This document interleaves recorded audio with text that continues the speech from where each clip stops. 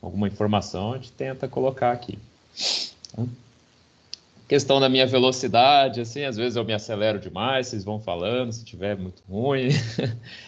Interrupções, fiquem à vontade, né? Se quiserem acrescentar informações em algum momento, vocês, né? Total liberdade aí. Então, né? Falando aí então de armazenamento de energia, né? Acho que toda apresentação, palestra desse tema acaba sempre caindo aí nesse gráfico. Então, já que ele está por aí, né? Vamos começar já por ele. Isso aqui, na verdade, indica aí para a gente os principais tipos aí que a gente tem, né, de armazenamento de energia, de maneira geral, segundo uma classificação aí da EPE, Empresa de Pesquisa Energética. Algumas a gente, né, conhece aí do nosso dia a dia, outras um pouco mais elaboradas, né? Acho que não sei aí o quanto a gente consegue ter acesso, né? Algumas são bem distintas aí, que, né, eu mesmo trabalhando na área, né, várias delas eu nunca tive conhecimento assim, né, a fundo, nunca pude conhecer um local que utilizasse, né?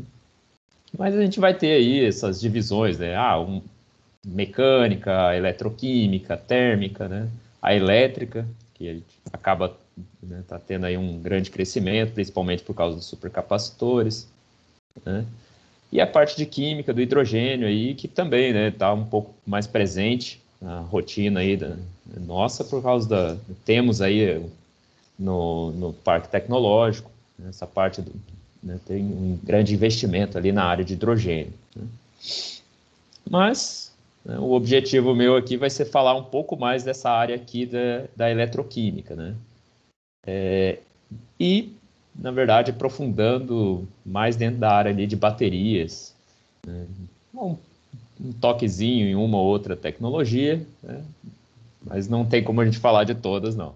Mas vou tentar ali falar um pouco mais sobre eletroquímica. E só para começar, né? Sempre assim, falar, bateria é uma definição até já antiga, né? Então, mas existem às vezes algumas confusões. Então, por exemplo, essa aí é a nossa pilha seca comum, né? A gente acaba chamando tudo de bateria no fim das contas, mas é bom sempre a gente distinguir, né, o que são as baterias primárias, secundárias, né? Então, seria assim, no nosso caso, o nosso interesse em utilizar isso no setor elétrico como armazenamento de energia, elas vão ser só as secundárias. Então, a gente tem as reações, né, principais, e, digamos assim, é possível ficar revertendo essa reação eletroquímica que acontece. Que não é o caso aí dessas pilhas que a gente compra no mercado aí, que uma vez que você realizou a reação química, você não consegue voltar, né? Você acaba tendo reações paralelas, então é a hora que a gente acaba aí estragando pilha comum, porque está forçando, tentando, achando que dá para carregar, né? Mas, né? Acho que também vale aqui, eu gosto de trazer sempre elementos históricos nessas apresentações, até porque a gente fala como se fosse algo, tá no nosso dia a dia, mas esquece de ver todo o progresso que teve até chegar aqui, né? Então, né, para quem se interessar, procure aí a questão da bateria de Bagdá, que chega, né, é um artefato aí bem interessante que foi descoberto. E dá para até citar como se fosse aí uma das primeiras baterias, né? Então, remetendo ali né, antes de Cristo. E existia aí uma parte de cobre internamente, falava-se que se utilizava até possivelmente suco de uva, né, como um elemento ácido, então algo bem interessante que eles utilizavam assim para alguns processos, provavelmente de eletrólise com prata, ouro, né, algo bem rudimentar, mas assim, pela época aqui, né, algo que se tinha um conhecimento aí lá já no passado. E eventualmente foi, né, às vezes... A Oi? foto ali, ela tem a foto fica escondendo a figura, então se puder fechar ou colocar para fora do slide. Bom, Obrigado. isso aqui, né? Só consegue pegar a imagem. Ah, sim. Oswaldo, isso eu acho que ele está nos vendo aí, entendeu? Isso, mas eu posso fechar aqui. Acho que pronto. Né? Mas qualquer coisa vocês vão interrompendo. Né? Bom, então, né, na sequência, assim, foram, né, evoluindo e tal, mas vê que ficou muito tempo até começar a ter, assim, alguma coisa, né, algum material mesmo registrado sobre eletroquímica, baterias, né? Já está se aproximando de 1800, até que tivemos aí a primeira reação eletroquímica registrada, né? Só depois ali de 1800, então volta, né, com a bateria primária. Então foi a primeira bateria que realmente a gente conseguiu utilizar ali, né, mas não que conseguiu utilizar, mas que teve registro da sua utilização, né? Então, às vezes, a gente, né, tem conhecimentos que provavelmente estão perdidos ainda no passado, né? Quem sabe um dia a gente recupera e preenche algumas lacunas que temos aqui, né? Mas aí vejo que já começa a ficar bem mais recente toda essa evolução. Então, as baterias, a partir do momento que a gente começou a entender um pouco melhor esse mecanismo, a própria eletricidade, aí sim a gente teve aí um avanço significativo, né? Pilha de Daniel, né? Tivemos aí esse separador com uma ponte salina, então, né, 2 recipientes e a gente consegue aí gerar uma corrente elétrica, né? Parte de baterias de chumbo ácido, então a primeira bateria recarregável, né, 1850, tem 9 ali, 1860, então já não é tão antigo mais, né? E de repente teve aí um salto nas últimas décadas aí que foi bem acelerado, digamos assim, se tornou realmente junto com toda a nossa evolução aí na parte de geração de energia, transmissão, tudo mais, né? O armazenamento ele ganhou esse interesse, então até por isso que ele, né, teve digamos assim, a evolução foi acelerada. Então já próximo ali de 1900, as baterias, né, de níquel-cádmio, a própria bateria de sal fundido, que é um dos temas que eu vou abordar aqui nessa apresentação, ela já não é tão nova assim, mas 1960 não é tão distante, né?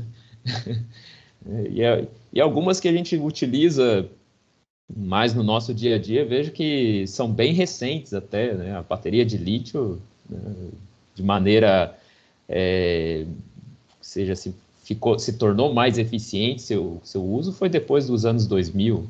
Então, veja que temos algo aí muito antigo, né, mas foi aí nos últimos anos que passamos a utilizar aí, enxergar isso aí como realmente uma maneira interessante de manipular grandes quantidades de energia.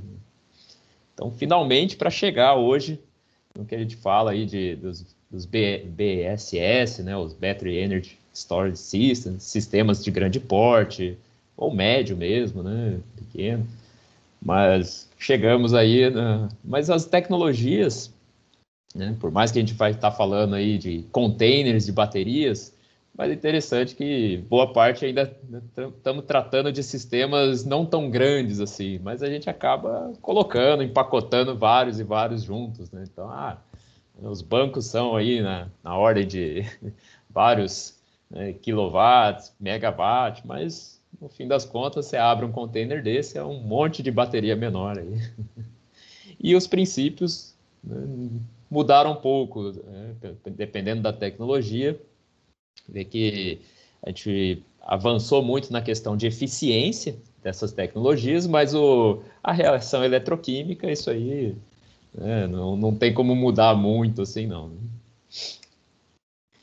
E cada vez a gente está mais exigente quanto ao uso de armazenamento, né? A gente procura aí, né, independente da aplicação, assim, o que a gente quer sempre é densidade energética bem elevada, uma alta eficiência, a resposta mais rápida possível, né? Então, não quer algo que, vou levar ali algum tempo para ter uma resposta. Não, né? Dependendo da minha aplicação, se ela está servindo para um backup de energia, ela tem que ser extremamente rápida, né? mais recentemente, a gente está começando a se preocupar com esse uso de área reduzida, então, né, principalmente aí com esse avanço de utilização de maneira residencial, ninguém vai querer aí um banco de baterias que vai ocupar um quarto inteiro em casa, né? Então, já começa a surgir questão forte aí de reduzir a área, né? O avanço da tecnologia buscando aí instalações mais rápidas, modulares. Então, assim, como eu faço aí para ter bancos de baterias que posso sair aumentando ele, integrando com outros bancos de uma maneira mais versátil, né? E é lógico que a gente acaba se preocupando aí com a questão de poluentes, né, durante a operação, tá liberando gases tóxicos, não, né? E o que a gente faz no final da vida útil, tá? Então, esses fatores aí, lógico que a gente busca algo que contemple tudo isso de uma vez, né? Mas não existe. Infelizmente, né, não existe aí né, digamos assim, a bateria que consiga atuar em todas as áreas. Então, nós aí, né, acabamos tendo que, né, quando a gente trabalha com pesquisa nessa área, né, ou na parte de engenharia aí, é importante ter o conhecimento de várias tecnologias e principalmente a gente vai cair nesses diagramas que já nos dão uma direção muito boa do tipo de tecnologia com o tipo de aplicação. Então não adianta a gente achar que vai conseguir fazer grandes bancos com uma tecnologia que, né, ela está limitada pelo tamanho dela, né? Então, ao mesmo tempo, eu não vou ter aí, né, digamos, o grande, né, o grande banco de armazenamento que nós temos é unidades de hidrelétricas reversíveis, né? Então, não adianta eu pensar que eu vou ter isso, né, para um usuário final, né? O custo envolvido, o tamanho que eu preciso, né, para construir um tipo de armazenamento desse é absurdo. Mas mesmo assim, né, o destaque se dá para as baterias aí justamente porque elas permitem, né, elas estão presentes aí em várias áreas, né? Talvez ali não como, né, nesse grande, assim, algumas aplicações aí como operador de sistema, né? Mas assim, abaixo dessa escala, a gente encontra várias tecnologias de baterias. Então, a questão da eletroquímica, assim, ela acaba, né, consigo variar as tecnologias de reações eletroquímicas e utilizando tecnologias distintas eu consigo, né, atuar em uma boa parte, né, de aplicações aí possíveis, tá? Então, isso que é o interessante de estar aí atento, né, a parte de baterias, né, dentre as tecnologias aí possíveis de armazenamento de energia. Então, essa versatilidade de estar em várias áreas distintas, né, escalas distintas aí de aplicação. Claro que cada uma vai ter uma resposta diferente, mas daí é função, né, do engenheiro, do pesquisador, sentar, olhar calmamente cada uma delas, né, ver o que se encaixa melhor aí com a aplicação. Até, eu não sei, só para trazer, assim, eu acho interessante essa figura, né? Ela, na verdade, é mais para ser uma propaganda da bateria de sódio, né? A gente começa a comparar já, a gente começa a se tornar até uma propaganda, cada vez que a gente tem um avanço em relação às tecnologias, fala assim, ó, quanto que você quer ocupar dentro da sua casa, né, com baterias?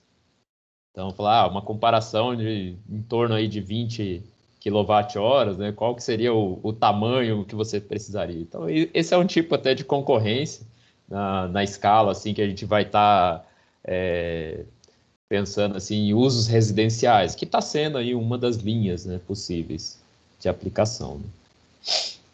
Então, passando assim mais para o lado do Brasil mesmo, né?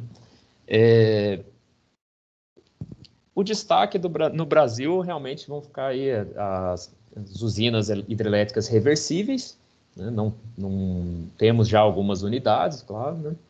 E para a eletroquímica mesmo. Então, né, forem procurar, vão encontrar um elemento ou outro distinto ali, mas, né, a grande atenção hoje tá em cima, né, desses dois aqui, tá? E principalmente, assim, né, que eu vejo a tendência das baterias, né, até pela versatilidade aí, né, você permite instalar em praticamente qualquer ambiente e tudo mais. Então, uma das tendências atuais no Brasil está sendo, né, voltada ali para o uso com geração distribuída. Tá? Então, essa é uma parte aí que está crescendo bastante, né, no Brasil.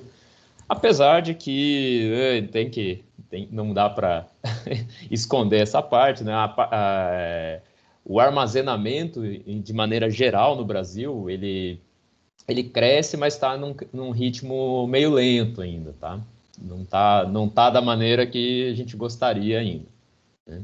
Então, a gente hoje pode falar aí de uma capacidade instalada de 12 gigawatt-hora, né? Desculpa, isso aí é o que é desejável até 2030, né? Então, isso aí tem esses planos e tudo mais, né?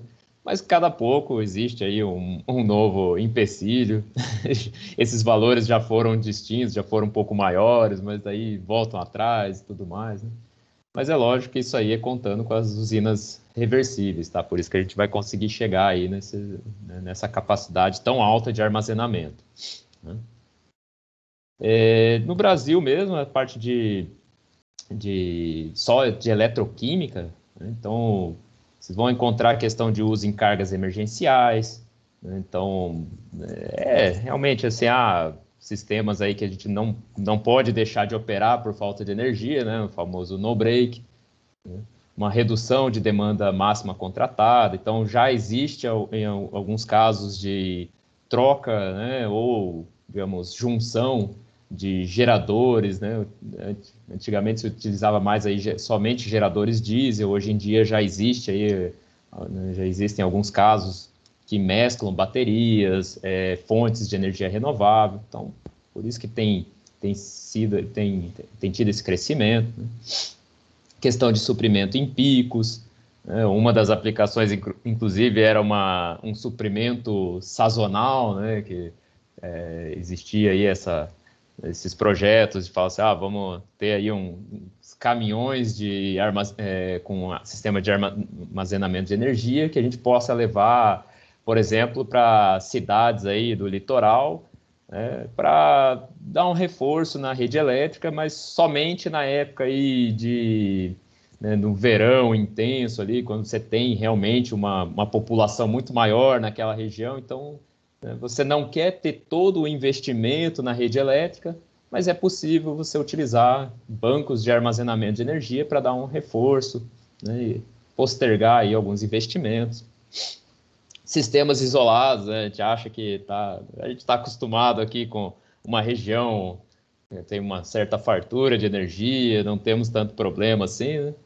Mas eu vou mostrar, por exemplo, aí um dos casos que temos aí no Brasil pelotões de fronteira no meio da selva amazônica. Então, a solução para eles né, até pouco tempo atrás eram geradores diesel, em que o diesel você tinha que levar de barco. Então, né, hoje já existe aí alguns projetos que colocam para eles ali sistemas fotovoltaicos e bancos de baterias. Então, já melhora um pouco a condição.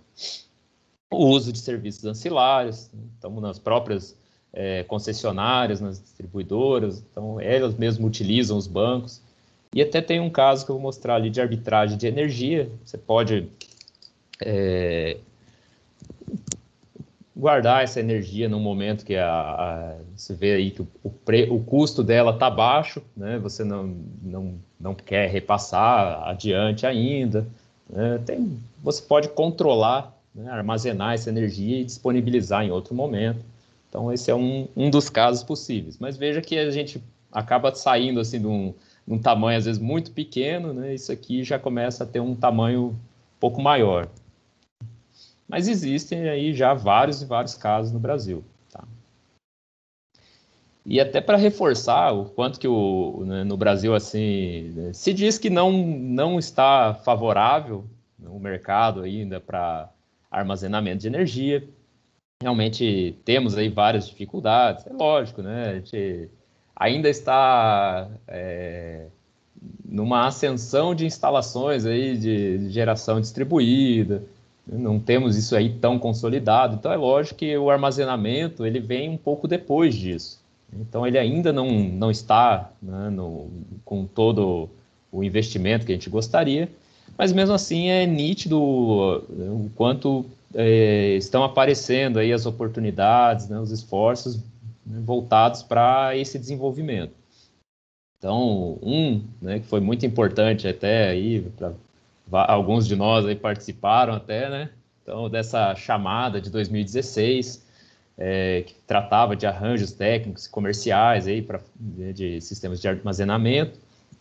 Então, foi uma grande chamada, né? E até hoje aí estão sendo entregues ainda alguns desses sistemas. Tá? Sai aí vários resultados, né, ano a ano, sobre os sistemas, né, o que a gente está esperando de armazenamento em baterias e outras tecnologias, né?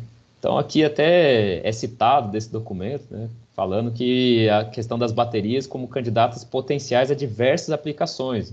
Então, justamente, ela é um tipo de armazenamento de energia que tem uma resposta rápida, né, você tem a possibilidade de instalação em vários locais. Então, né, se não fosse a questão aí digamos assim, a capacidade de instalação mesmo, né, de conseguir juntar vários e vários bancos, né, realmente assim, a gente estaria em todas as áreas do setor elétrico. E mais recentemente, a gente até pode aproveitar aqui e mostrar, né? Então, quem se interessar por essa área de armazenamento, uma dica é ficar de olho sempre nessas publicações da EPE, né? Direto sai aí publicações interessantes, e vejo que às vezes pode variar um pouco o tema, mas vejo que ainda assim estamos falando de armazenamento de energia. Então, esse ano mesmo foram lançados aí dois documentos, um falando mais de usinas hidrelétricas reversíveis, outro aí tentando enxergar aí um futuro para o uso do hidrogênio, né, como estratégia brasileira. Então, assim, né, repetindo ali, fala-se que o mercado ainda não está tão bom assim para armazenamento, mas a preocupação continua. É algo extremamente necessário aí para a nossa evolução ali, né? O aprimoramento do nosso setor elétrico, né? E só um comparativo de dados, assim, que consegui, né? Não é tão fácil encontrar ali os dados tudo junto, né? Mas sempre eu, né, gosto de ir lá na Sandia Labs, né? Eles têm algumas informações um pouco mais, um pouco melhor reunidas, né? Até, assim, o relatório atual deles trata aí de mais de 1.700 projetos de armazenamento ao redor do mundo. Então, uma capacidade de armazenamento instalada aí uma potência aí, né, bem alta, bem relevante. E veja que mais de 1.000, né, desses 1.700 aí catalogados, mais de 1.000 são de baterias. Então, veja que eles estão, né, em quantidade, eles são muito relevantes. Isso aqui, esses 1.700 incluía o flywheel, usinas reversíveis, hidrogênios, né? Mas se for falar só de baterias, a gente ainda assim é maioria, né? Né? E aí que é interessante analisar esses dados, né? Fala assim, desses projetos, o que está constando ali, tem em torno de umas 50 que eles citam lá, então foram descontinuadas já, tudo mais, né? As que estão atualmente em operação, a gente está falando de 1,8 gigawatts de potência. Então, veja que é engraçado, né? Porque, digamos, a gente tem a maioria da quantidade dos projetos, mas em proporção, né? Como a gente está trazendo aí no mesmo bolo as usinas reversíveis, então a gente acaba parecendo muito pequeno, né? Mas no fim das contas, não, ainda isso aqui ainda é um valor, começa a ser um valor expressivo. E mais do que isso, é a hora que a gente começa a olhar a quantidade aí de anunciadas e contratadas. É um número pequeno, né, inferior ao que está em operação, né, cerca de 200, mas a capacidade que ela vai trazer aí para o sistema chega a ser maior do que o que já tem. Então, veja que além de estarmos aí colocando novos projetos, eles estão cada vez aí com uma capacidade muito maior. Então, a projeção aí, a gente está falando de crescimentos de, né, 125% ao ano, né? Então, é algo assim, no mundo afora, acaba tendo uma proporção muito alta. Então, dificilmente o Brasil vai ficar de fora, né, de todo esse movimento. Pode ficar um pouco atrasado, né, mas dificilmente vai ficar de fora. E até do Brasil, assim, dá para exemplificar alguns casos. Não é fácil de encontrar todos eles assim reunidos, né? Ainda falta aí um banco de dados que reúna melhor essas informações, né? Assim como a gente tem para geração, é muito fácil encontrar os dados aí, mas para a parte de armazenamento, né, como a gente ainda está em ascensão, ela é um pouco... a gente encontra às vezes mais notícias do que as próprias informações, né? Mas, assim, vários desses casos que eu estou citando aqui são entregas daquela chamada chamada ali de 2016, da ANEEL. Então, tivemos aí, né, alguns já um pouco maiores, né, como esse complexo eólico aí no Campo dos Ventos. Então, a gente está falando já de megawatt de potência. Então, justamente ali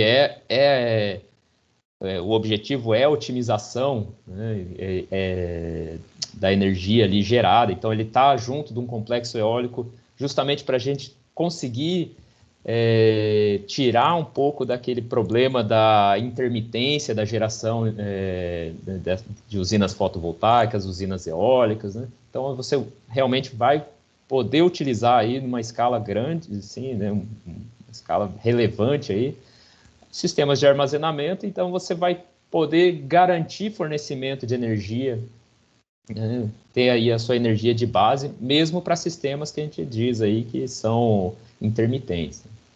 Algumas entregas aí da CPFL, né, um pouco menores, mas, né, já começa a ser expressivo, né, na rede Graal. Esse aqui é bem interessante, a questão do AES-Tietê, que é justamente um banco aí que eles colocaram para fazer essa arbitragem de energia, tá? Então, ele tem uma capacidade ali que eles vão explorar justamente para deixar a energia guardada e fornecer em outros momentos que acharem mais conveniente, né? Caso de sistemas aí que é um pouco mais complicados de interligar com a nossa rede elétrica, né? Então, Fernando de Noronha está ali, né? Não faz tantos anos, foi instalado esse sistema, né, acho que era fotovoltaico, se não me engano, com eles, e daí temos aí baterias de íons de lítio, né? Até teve uma participação aí de alguns funcionários da Itaipu na época.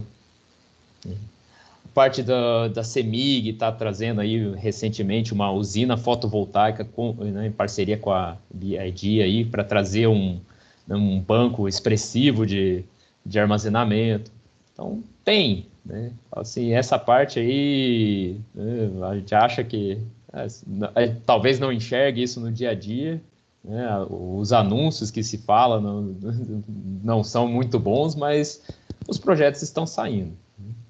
E hoje, assim, dá para dizer aí que o mercado brasileiro ele está buscando essa capacidade, né, de 18 gigawatt-horas aí, né, mais para frente aí até 2030. Então, assim, existe aí muito espaço para atuação com armazenamento de energia no Brasil, sim, tá? O que vai variar são aí as tecnologias todas, né, que a gente tem a disponibilidade, né?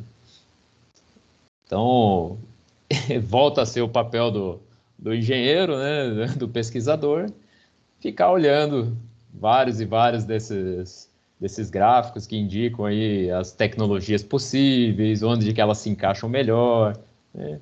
Então, não é uma tarefa muito trivial, né? Hoje em dia, muito se corre para o lítio, mas o lítio, né, não atende todas as especificações, né? Talvez ele seja um dos que hoje atende boa parte daquelas especificações desejáveis, mas existem limitações, né? Mas, assim, vejo que existe aí espaço para qualquer tecnologia. Então, independente de se você resolveu trabalhar aí com uma área de armazenamento, independente da tecnologia, vai ter seu espaço aí no mercado. E aqui, na verdade, né, só para abrir aqui um pouco já do que eu quero falar sobre, de maneira mais específica, da tecnologia que eu pude trabalhar aí um pouco mais a fundo, né, que são a parte de sódios, né, então níquel metal aí, então ela parece aí meio, né, pouco, ela se enfia no meio das outras tecnologias ali, né? Então ela acaba sendo um intermediário aqui entre o chumbo e o lítio. Então, por mais que ela não seja aí uma tecnologia muito presente no nosso dia a dia, hoje, né, todo mundo acaba correndo para o lítio, mas vou mostrar aqui algumas características, algo que aprendi com ela aí, que pode ser também uma tecnologia viável aí para os próximos anos, sim.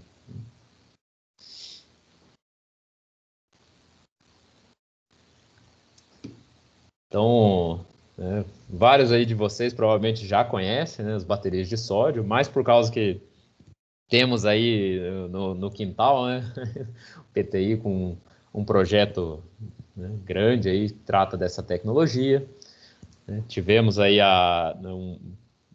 projetos aí junto com a Copel, né, da chamada 16, então que né, necessitava aí dessa tecnologia, então, né, por isso que ela está um pouco mais no nosso dia a dia, mas não é algo que realmente a gente tem aí muito comum, não. Acho que saiu de Foz e já, né, mesmo, né, digamos, dependendo da região de Foz, o pessoal já não conhece muito, tá? Então, ela tem aí esse tamanho aí, não é muito grande, né, dependendo da aplicação, é um caixote aí, né? Mas internamente não deixa de ser aí um monte de pilhas conectadas praticamente, né? Como se fosse essa ligação. E aí uma parede bem grossa aqui, né? Que também tem a ver aí com a questão da operação, né? Ela é um tipo de bateria aí que trabalha em altas temperaturas, tá? Então isso já é um primeiro diferencial dela aí em relação às outras tecnologias. Em geral, a gente pode pensar isso como um problema, mas existem aí outras maneiras de enxergar isso também como vantagem, tá? Mais adiante eu falo disso. Então, assim, né, pensando nas possibilidades aí de tecnologias, falar desde do chumbo, né, que é o que a gente tem de mais comum hoje em dia, está no carro, o lítio que está aparecendo aí em tudo que é lugar. Então, as baterias de sódio, a gente pode dizer que elas seriam uma tecnologia intermediária, né?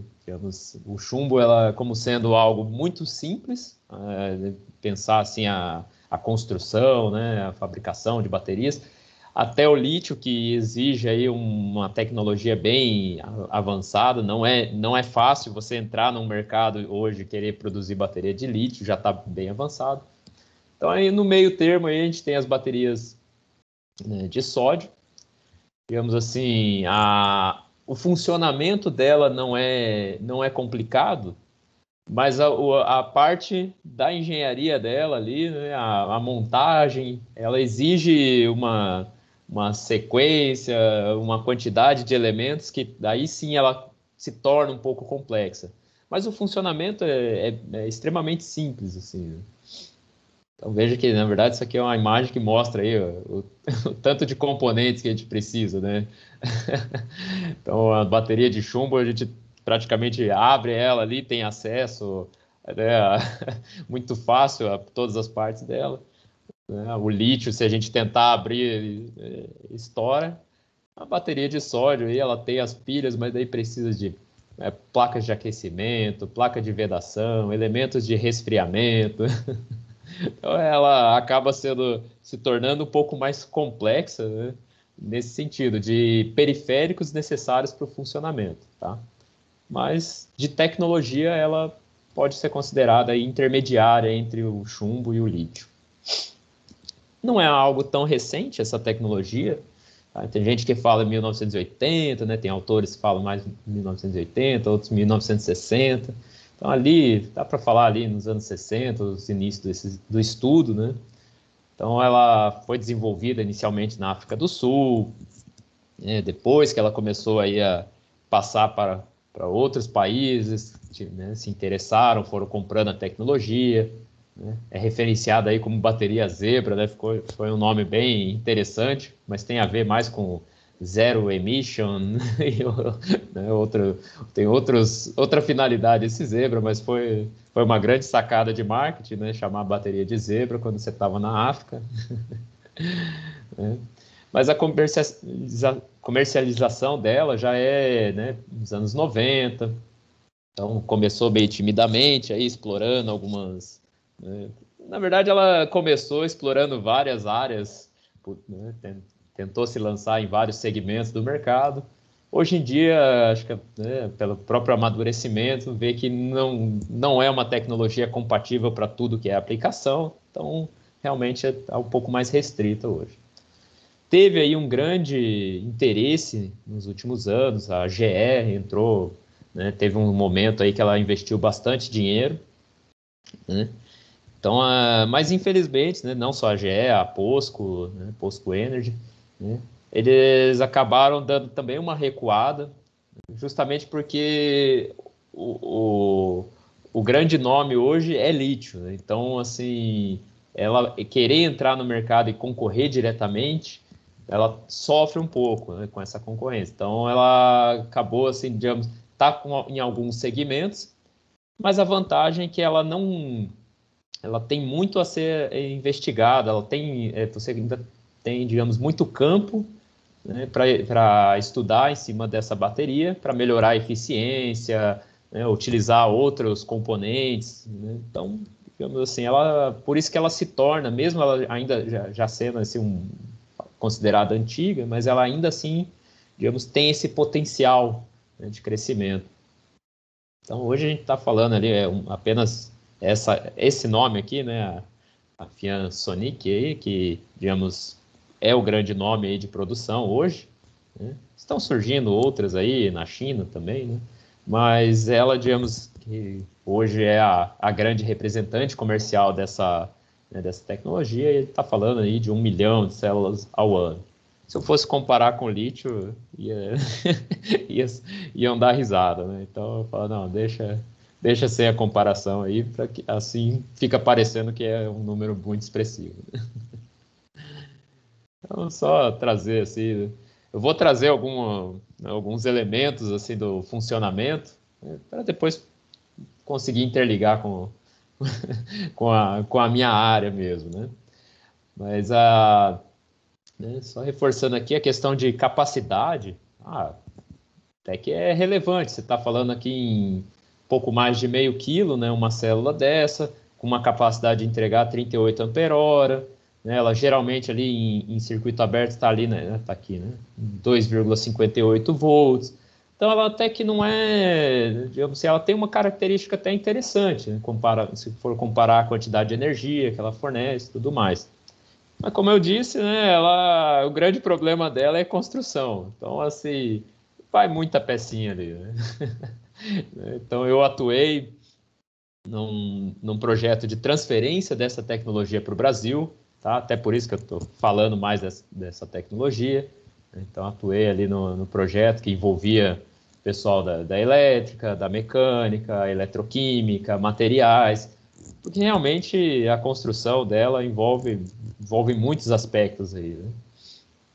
Mas, no fim das contas, a gente tem que aprender de todas as áreas aí para conseguir fazer funcionar direito.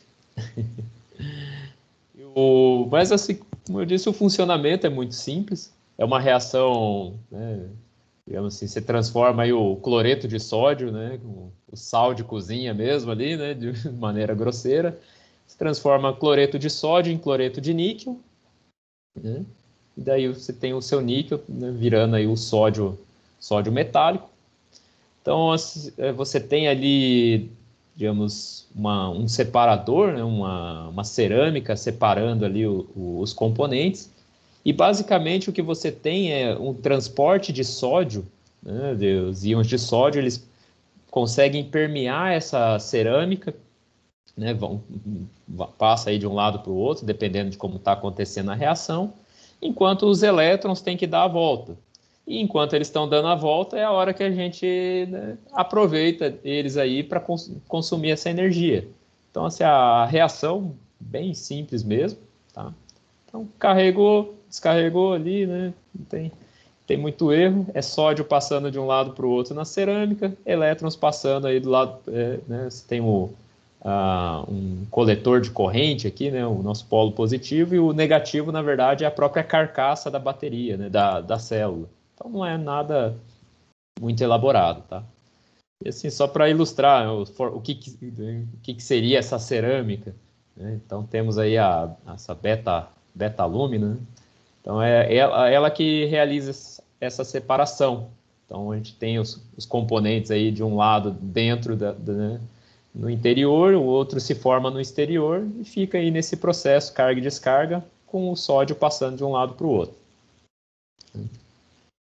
E tem um pouco mais de engenharia envolvida, né? Digamos assim, só a fabricação desses tubos cerâmicos não é algo trivial também, né? Então, como disse, a, a reação é muito simples, mas a estrutura necessária ela começa a ser, né, um pouco mais elaborada. Então, só em cima desse tubo já existe muito estudo de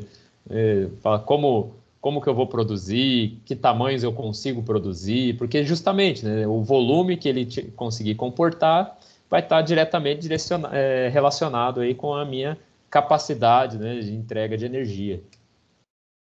Então, outro elemento também muito, né, que necessita aí muito cuidado, né, a parte de engenharia dessa bateria, está falando aí da junção, né, das partes metálicas, né? Se eu estou falando que a minha parte central é positiva e a carcaça é negativa, eu tenho que juntar essas duas partes metálicas, né, de uma maneira que, né, não entre em curto. E isso é feito também com cerâmicas. Então, veja toda a tecnologia envolvida, você conseguir fazer uma junção de elementos metálicos com elementos cerâmicos, né, de uma maneira aí que, né, consiga durar durante a operação. Tá? Algo que eu não comentei antes, mas o funcionamento, digamos assim, essa bateria ela é dita aí de alta temperatura, então a gente está falando aí em torno de 270 graus no interior dessas células, tá? Então isso torna todo o processo de engenharia aí bem mais complicado, né? E inclusive essa parte, né? Quando a gente fala aí de junção de elementos metálicos com cerâmico, que eu posso estar tendo variações, né, nessa temperatura, como é que eu vou garantir que isso aqui não vai estourar, tá? Então, todas as partes aí tem que ser bem pensadas aí dentro dessa bateria. Por isso que ela acaba, né, demandando tanta pesquisa, né? Não a princípio essa questão só da reação, né? Se não precisasse operar dentro de uma célula dessa, né, a operação, digamos assim, ela com certeza né, não precisaria de uma temperatura tão elevada, mas acaba sendo aí um limitante por conta da própria, né, da minha beta-alumina aqui, né, dessa cerâmica no interior. E por que eu estou falando de todas esses elementos aí, toda essa parte, né? Para que eu tenho que ver com isso, né? Porque por mais que a minha formação seja na área da elétrica, trabalhei com controle, né? Um pesquisador mais voltado para essa área aí, às vezes né, atuei muito com a questão da integração das baterias com o setor elétrico, mas a gente não pode se esquecer que todos esses elementos definem a operação dessas baterias, né? E por mais que eu esteja falando aqui de baterias de sódio, isso aí vai existir em todas as baterias. Então, né, para a gente seria interessante, a gente só tivesse aí as curvas respostas rápidas ali de carga e descarga, eu ia bater o olho e falar assim, beleza, para minha aplicação eu só preciso saber disso, né? Então, tá bom, né? Eu só quero saber quanto tempo que vai durar com uma determinada corrente, tal, né? Mas como era um processo ainda de construção dessas baterias, a gente não tinha essas curvas prontas, né? Então, na verdade, todos esses elementos da construção da bateria é que vão acabar limitando essas curvas. Não é simplesmente a minha reação eletroquímica. Então, assim, eu posso forçar um pouco mais a minha corrente? Posso. Né? Tentar tirar ela mais rapidamente? Posso. Mas será que a minha cerâmica aguenta? Será que o meu selo aguenta? Né? O que isso vai impactar na temperatura? Quanto que vai mudar a eficiência? Então acaba tendo, né, que eu fui mais dessa área do controle ali, né, da elétrica, tinha que ter essa preocupação. Então, por mais que, né, assim, não era a minha formação, mas no fim das contas, quem trabalha com armazenamento tem que se envolver com todos os aspectos aí daquela tecnologia. Então, indiferente de qual tecnologia algum dia vocês caírem aí de armazenamento, né, não sendo aí o sódio, mas o próprio lítio, né, ou outras aí que surgirem, eventualmente vocês vão ter que entender a fundo toda a tecnologia, né, porque isso aqui vai definir a aplicação dela depois. Tá? Se conseguir melhorar essas curvas, aí você consegue, né, utilizar em outras situações. Então, um pouco mais específico da minha atuação, ela foi mais voltada no BMS, né, o Battery Management System, então, o controlador mesmo da bateria. Como eu disse, assim, né, a bateria Zebra, né, a bateria de sódio aí, em tecnologia, ela está no intermediário entre o chumbo e o lítio. Então, isso era bem nítido na questão do controle. Né? Bateria de chumbo, a gente não tem um controlador, né, só se quiser mesmo. Né? Bateria de lítio, por outro lado, você precisa de um controle bem, né, bem apurado ali de tudo que está acontecendo em cada célula. É um controle realmente individual por célula. Né? Por mais que você tenha ali um banco de células de lítio, né? Mas você precisa saber exatamente o que está acontecendo em cada uma das células. Então, é um controle que você precisa de muita informação. A bateria Zebra, a gente consegue controlar digamos assim, não precisa da informação de cada elemento aqui dentro, não. A gente pode fazer um controle meio que do pacote como um todo, tá? Os controles não são tão rigorosos, mas a gente precisa fazer um controle da temperatura, né, verificar condições seguras, se está tendo, né, consegue identificar se está fora das zonas aí seguras de operação, então ela permite você desconectar a bateria. Tem algumas maneiras de você testar se está tendo alguma fuga de corrente, né? Então está descarregando para a carcaça. Né? Armazenamento de dados. Então, assim, existia aí cerca de 15 a 20 rotinas, mas nenhuma delas muito elaborada. Né? Eu utilizei aí por um certo tempo até o Python, que nem é uma linguagem assim tão elaborada, e conseguia aí fazer aí controle de baterias que a gente mesmo montava no laboratório. E realmente usava aí os relézão, relé aí eletromecânico aí, aquilo, para quem já chegou perto dessas baterias, na hora que dá energizada, né, dá o estouro ali, são só os relés aí, não tem nada de demais. Mas é uma tecnologia aí, então, que eu enxergo realmente como sendo promissora, né, talvez um pouco mais longo prazo aí no Brasil, tá? Já que o Brasil hoje, né, teve aí esse projeto de transferência de tecnologia, então o PTI, Itaipu, eles são detentores dessa tecnologia, então estão aí na busca de parceiros para ter uma produção, né, uma viabilidade mesmo de produção. Algumas vantagens que eu enxergo e desvantagens aí, né? Então ela realmente traz aí uma capacidade energética até razoavelmente boa, né? Tem a questão de estabilidade dos componentes, né? Então, né, dá para falar aí em segurança no sentido de que ela a princípio não é para explodir, né? pode acontecer, tem reações ali que realmente pode ocasionar fogo, mas a própria construção dela é feita de uma maneira que, quando ela se rompe, os elementos químicos conseguem aí gerar elementos ali que, né, dão uma anulada um com o outro, então eles ficam... se neutralizam, tá? Então, até por isso que ela costuma ser dita como segura. E eu não cheguei a encontrar ali, mas tem alguns testes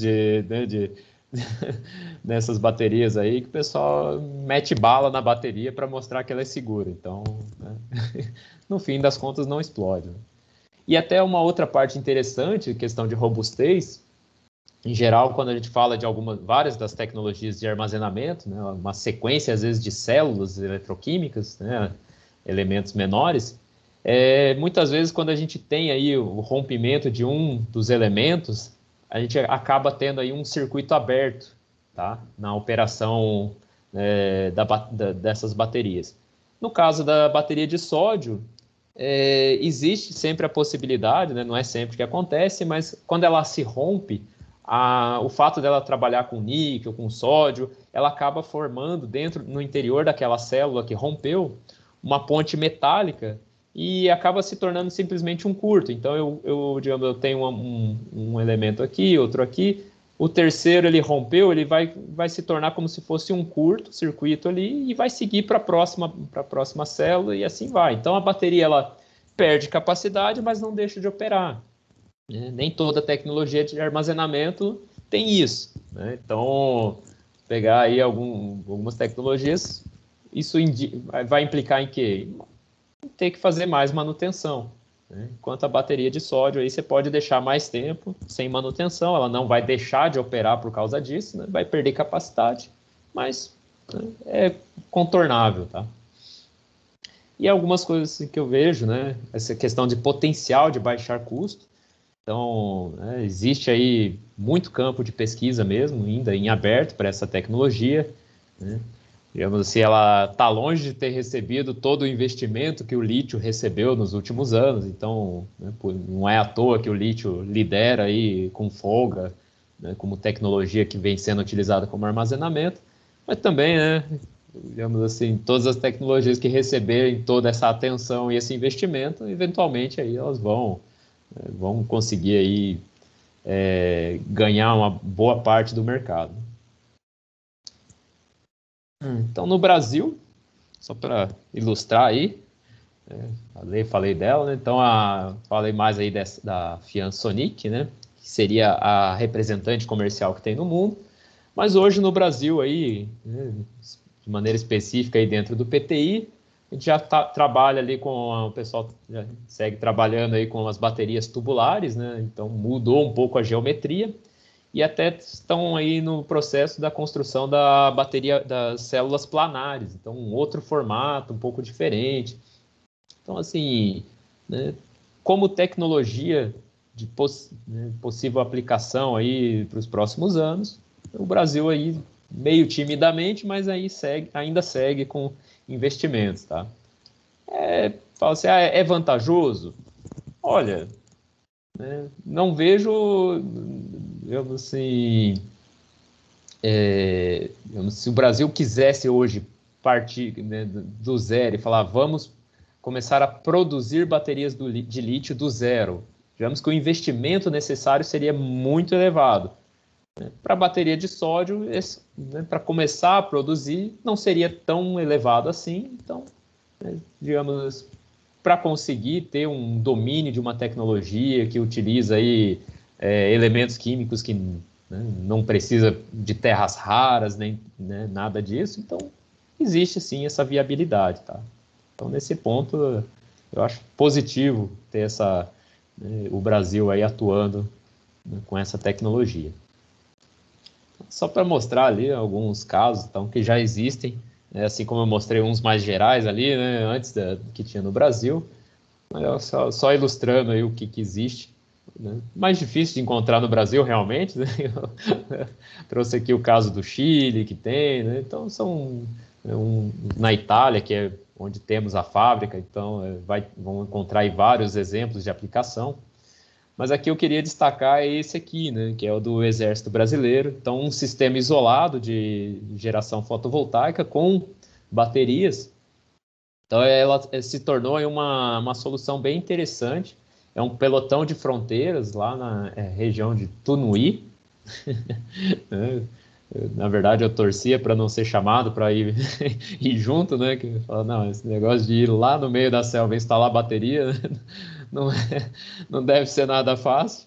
Mas teve aí a participação da Itaipu, né, junto com o Exército Brasileiro, e está em operação esse sistema. Então, um dos projetos aí que atende hoje no Brasil utilizando a tecnologia de sódio, né? Então, é que, né, demonstra aí uma certa viabilidade, tá? E tem outras, a gente vai encontrando aí lugares remotos, tá? Esse sim, né, uns módulos que, né, esse eu não tenho certeza onde eles estão hoje, né, mas eles foram instalados aí no quartel-general de Brasília, do Exército Brasileiro, no subsolo. Então esse eu, né, pude acompanhar a instalação, né, a operação aí por um tempo desses módulos. Então, banco de bateria, painéis fotovoltaicos. Então, tem se mostrado aí como uma das aplicações assim, bem interessantes para essa tecnologia. O que é bom, né, porque acaba sendo um dos ramos aí que tem crescido muito, né? Então, de diversas escalas aí, né? Mas não, às vezes não tão grande, né, mas assim, partindo aí de residencial para um pouco maior, né? Ela tem se mostrado aí bem efetiva. Em alguns casos aí, né, nas Maldivas, né? Então teve aí uma mescla de diesel, PV e armazenamento de energia com baterias de sódio, né? Então ela acaba sendo aí tendo suas aplicações. Então aqui até, né, já que está citado aqui, a questão de fala assim, ela é uma bateria que trabalha em alta temperatura, né? O que parece ser uma grande desvantagem, porque ela gasta energia para se manter aquecida, mas no fim das contas ela se torna imune a temperaturas extremas, então não faz diferença, né? Não faz muita diferença assim como que está o exterior. Então, isso é um caso aí, né, impactante na questão do lítio. O lítio sofre bastante com a questão da temperatura, né, a eficiência dele. Então, quando você vai ver aí os containers de baterias de lítio, geralmente tem que ter um sistema de refrigeração. A bateria que já trabalha internamente a 270 graus, tanto faz a temperatura que está do lado de fora, né? Então, isso acaba sendo aí uma das vantagens dessa tecnologia, né? Questão também do fato dela ser fechada, não emite gases, né? Então, né, acaba tendo aí um perfil interessante para aplicação em lugares de emergência, tudo mais, né? Tem aí o seu nicho de mercado também, né? E a parte de veículos, né? Então essa parte eu acho até interessante, assim, que eles insistiram, né? Hoje em dia eu não vejo muitos casos de aplicações deles, né? Mas provavelmente vocês já viram aí circulando, né, na Itaipu, PTI, esses dois aqui, né? Foram tentativas no passado, tá? Mas é lógico que, né, a gente vê aí que não avançaram muito, tá? Ela pode ser uma tecnologia interessante para a mobilidade, mas do meu ponto de vista eu enxergo ela mais para veículos de grande porte, com ciclos bem definidos, né? Então, realmente ônibus, trem, né? Porque querendo ou não, ela, né, como ela necessita de toda uma estrutura ali na volta das células, a questão da temperatura, então, né, colocar isso dentro de um carro nem sempre é viável, né? O próprio esse Palio aqui, né, que tem aí dentro na Itaipu, a bateria praticamente ocupava todo o bagageiro, né? Então, né, nesse ponto aí não tem como querer disputar com o lítio nesse momento, tá? Mas para veículos de grande porte, tem se mostrado aí bem interessante aí a aplicação. E o uso residencial, que só queria ilustrar aí no final, porque também fez parte aí da minha atuação, né, com esse tipo de bateria. Então tem surgido aí vários modelos interessantes, né? E tamanhos ali que Ele fala assim, hoje em dia é menos do que uma geladeira que você pode colocar em casa aí, com esse tipo de tecnologia, né? E já tem aí um banco, né, de baterias, assim como, né, anunciaram lá as baterias da Tesla e tudo mais, né, já existem esses modelos das baterias de sódio, tá?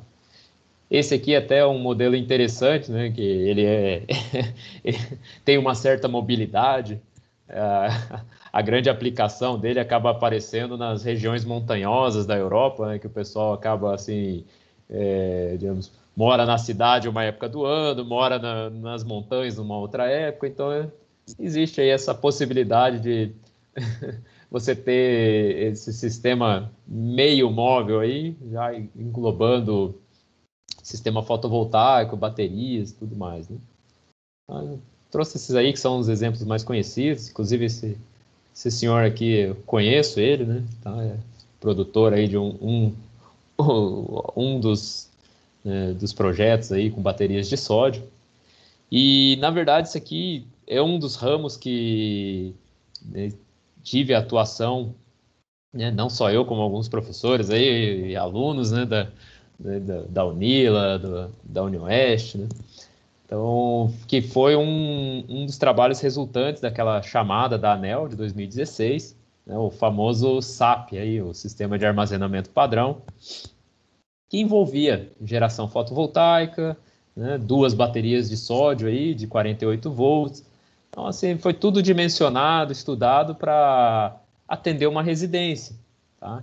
Então, isso aí é uma parceria Itaipu, PTI, Copel, né, e outras as instituições, e tentando aí ter um produto nacional, né, para um mercado aí de armazenamento de energia, né, para aplicação residencial, tá? Então veja que, né, sempre pensa assim que não, né, por mais que falem as notícias que não estamos andando muito, né, não está muito bom para armazenamento, mas os trabalhos seguem aí, né, talvez não estejam aparecendo, mas, né, pesquisar um pouco mais, vocês vão ver que armazenamento, né, segue com bastante ênfase ainda em pesquisa no Brasil. Então, né, como campos de pesquisa, campos de atuação, né, para quem se interessar nessa área de armazenamento, tem bastante, tá? Posso dizer aqui que existe para todo lado. É lógico que, assim, para a atuação, né, se for em grande porte, acaba que tem que ser em conjunto com os grandes nomes aí, a Siemens, né? Eles já trazem essas soluções, a BID, então eles já trazem as soluções meio prontas. É um pouco mais difícil de você pensar em pesquisa, né, mais em aplicação. Para portes menores, sim, ainda existe muito campo para, né, questão de estudo do desenvolvimento, do dimensionamento, uso com geração distribuída. Esse campo está muito em aberto. Para quem já gosta um pouco mais de pesquisa de laboratório, né, mais de bagunça de laboratório mesmo, aí tem bastante ramo, né? Então, isso aqui é até uma foto de um laboratório aí, que a gente era parceiro nosso, né? Fica lá na Suíça, mas veja que a bagunça é igual, acho que em qualquer lugar do mundo, em laboratório. Mas foi bem interessante, né? Vejo que, né, alguns produtos aí que a gente chegou a avançar, a questão do um BMS, né, um controlador de bateria que seja mais aberto, estudos na questão de estimação do estado de carga, estado de saúde. Então, esses campos, assim, a pesquisa, né, avançou, mas ainda está muito em aberto. Então, a questão do reuso de baterias, tá? Por mais que a gente ainda não tenha avançado muito no uso das baterias mesmo diretamente, mas já é possível começar já a pensar que em algum momento todas as baterias elas vão começar a se degradar, né? A gente não pode simplesmente descartar, né? Realmente dá para pensar em possibilidades aí de reutilizar, né, para outros fins. A integração de tipos distintos de tecnologia. Então, isso aí ainda é um desafio grande, tá? Fica claro pelo diagrama que eu mostrei lá atrás, né, que não existe uma tecnologia que vai atender todos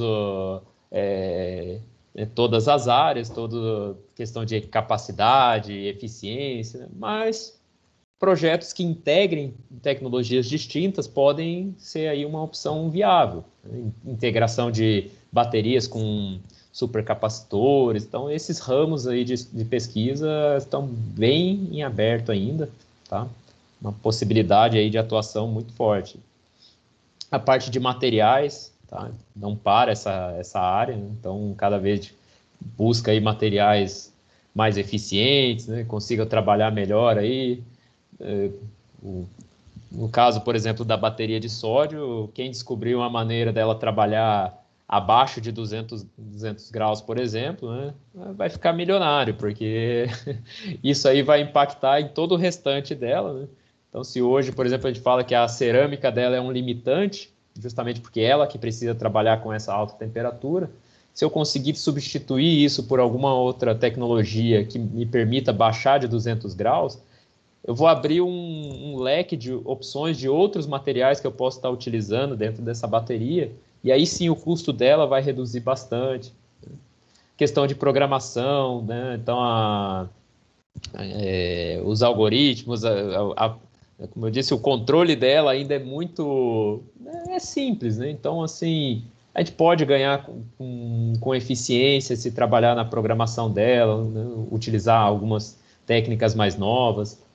Que, digamos assim, se for pegar as baterias mais antigas ali, né, o controle de temperatura era um on-off de que atuava de minuto em minuto. Então, assim, se tiver muito quente, desliga por 1 minuto. Se tiver frio, mantém ligado mais 1 minuto. Então, veja que tipo de controle é esse, né? Dá para melhorar muito ainda nesse ponto aí a programação. Então, tem área para todo mundo aí.